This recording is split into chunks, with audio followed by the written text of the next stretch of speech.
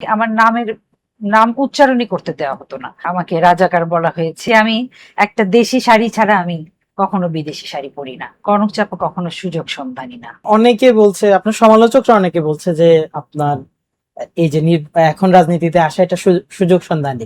আবার আপনিও বলছেন যে আপনি 2013 সাল থেকে ছিলেন। আপনার কাছে কি মনে হয় যে এটা সুযোগ সন্ধানী এখনকার পদক্ষেপটা? শুনেন,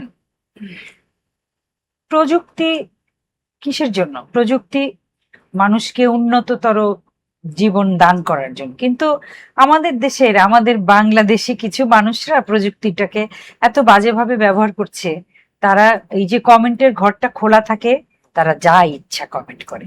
আসলে সেগুলো পড়ার আমার সময় হয় না, এবং আমি নেগেটিভ ব্যাপারটা একদমই আমি নেগেটিভ কথা আমি কখনো বলি না। আমি কখনো বলি না যে এই এই খাবারটা মজা হয় নাই, আমি এই না শব্দটা আমি বলি না।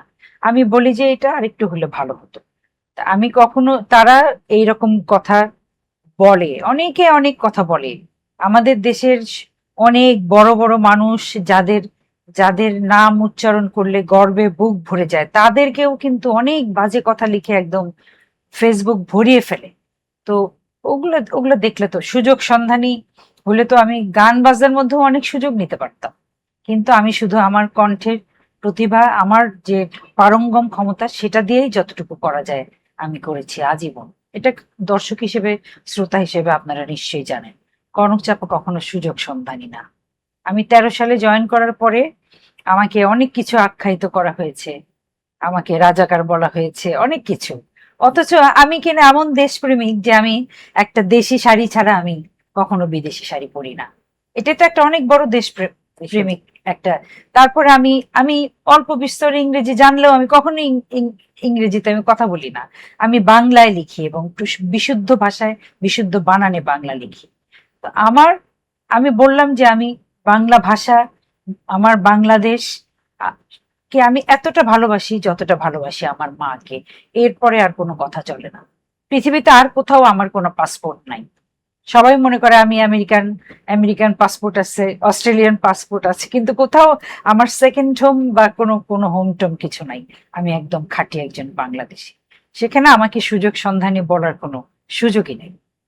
আপনি 18 সালে নির্বাচনে অংশগ্রহণ করার পর আমরা জানি যে বিগত 17 বছর বিএনপি যারা করেছেন তাদের উপর অনেক জুলুম নির্যাতন ছিল, অনেক দিক থেকে।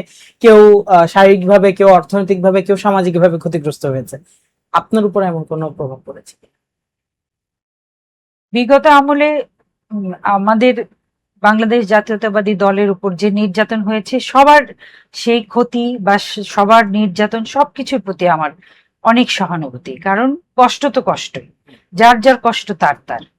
কেউ জেল খেটেছেন, কেউ মার খেয়েছেন পথে, সবার কষ্টই একই সমান। যার যার কষ্ট শেষে বুঝেন।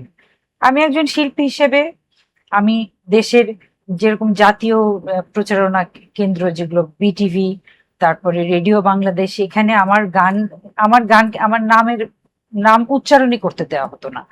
আর তারপরে বাংলাদেশে অনেক রকম 2-4টা হয়তো, যেখানে আমি মানে সারা বছর আমি একই সমান তালে আমি গান গাই, সেখানে হয়তো কেউ দয়া পরবশ হয়ে, বা হয়তো সে বিএনপির মনোভাব তার, হয়তো আমাকে একটু করুণা করে একটা অনুষ্ঠানে ডেকেছে।